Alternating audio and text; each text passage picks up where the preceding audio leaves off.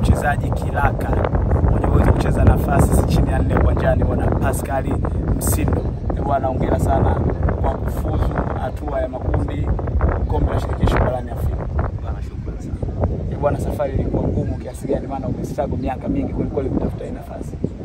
Safari ilikuwa ngumu kwa ujumla kwa sababu sisi kama klabu pamoja na wachezaji tulikuwa na malengo yao kwa kipindi cha muda mrefu, na tulikuwa tumeanza sana kwa kipindi cha muda mrefu kupambana hapa na pale, kwa tulikuwa tunakuja njiani, lakini tunamshukuru Mwenyezi Mungu, sasa ulikuwa wakati wetu, tunaweza kupambana na tunaweza kushusha timu katika hatua. Bwana anasema Sefa leo kafaa.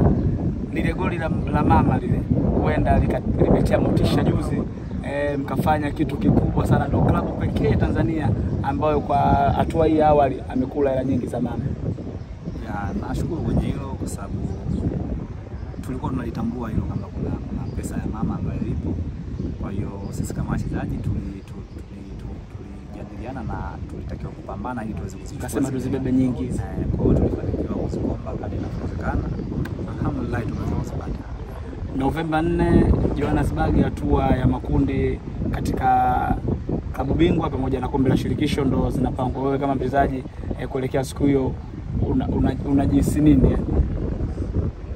Mimi kwanza nina furaha mpaka hapa nilipofikia, na mpaka sasa hivi kwa maana yake nipo kwa ajili ya maandalizi kwa chochote ambacho kitatokea mbele, na kwa yote tunataka tupambane sisi kama wachezaji ili tuweze kuandika historia nyingine tena.